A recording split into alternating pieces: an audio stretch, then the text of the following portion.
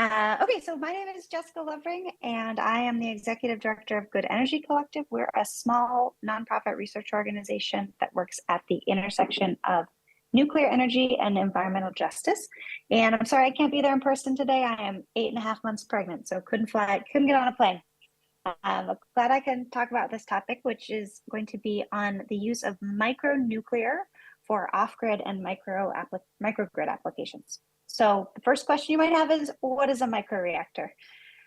So it's really any kind of nuclear reactor that's smaller than 10 megawatts. And if you're not used to the energy space, a large offshore wind turbine that you might see is maybe 7 megawatts, so about the size of a single wind turbine. They're usually modular, factory fabricated, easy to transport. And something that's really unique about microreactors compared to traditional nuclear is that they have lifetime fuel. So that means they come to you as a fueled unit. They run for 10 to 30 years, and then you ship them back to the manufacturer. Very simplified engineering with minimal moving parts. So you can think of it more like a nuclear battery. There's a lot of interest in these for off-grid applications and microgrid applications.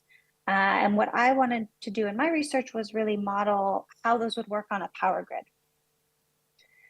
So there's probably different visions that you have in your head of what an off-grid community looks like or what a microgrid looks like. So a lot of people think of the image on the left. It could be a small village or town that's far from the main power grid of the country. They might be, dozens of houses, hundreds of houses, mainly engaged in agricultural work or grazing. And it's probably going to be in some place pretty warm, someplace tropical, maybe in sub-Saharan Africa. And for these types of communities, when they get a microgrid, having it powered by renewables, by biogas, with some batteries can be a really good option to get them electricity because they have pretty low demand for electricity.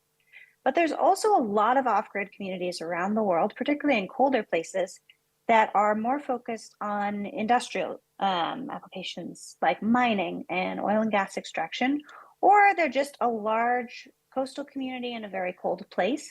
They have really high demand for energy and needs to be really reliable.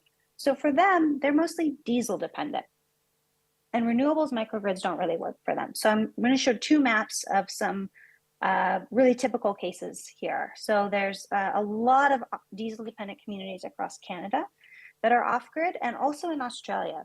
These tend to be more natural gas powered, but they do also have some diesel and some hydro as well. But they have high electricity demand and they need it to be reliable. So there's a lot of tools and a lot of modeling tools that academics use, that universities use for modeling microgrids and optimizing microgrids. A lot of them are really accessible to students, which I love, but they haven't included nuclear in the past, which is obvious because nuclear was usually too big to make any sense for a microgrid. But now that we have these microreactors, what I wanted to do in my doctoral research was design some micronuclear modules that could be put into one of these modeling tools. The one I used was called Homer. It's developed by the National Renewable Energy Lab in the US. And I looked at some real communities from far northern Canada. I took their hourly electricity demand over a year so I could see seasonal differences and real world conditions. And I modeled different technology mixes for them, including a micronuclear reactor, renewables, batteries, and diesel. And the really surprising thing that I found was that nuclear wasn't just the cheapest zero carbon option, but it was actually the cheapest option overall, even cheaper than diesel. And a big part of that is that diesel is really expensive in these places because they have to ship it in or truck it in or even fly it in.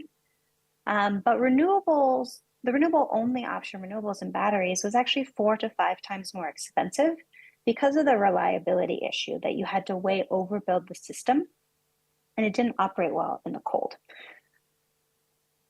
So that's a really interesting, there needs to be a lot more of this modeling work done for different types of communities and ones that maybe have better access or close access to the grid. But really quick, I want to touch on one more application, which is microgrids that are on grid. So we have a lot of these in the US, particularly in the Northeast and in California, where they're looking at powering emergency services. If there's a hurricane or a wildfire or the power goes out, And here you could use a microreactor to power those emergency services on an islanded microgrid within the existing grid system. And this is something that needs a lot more research and a lot more modeling work, and hoping to incentivize that going forward. That's it.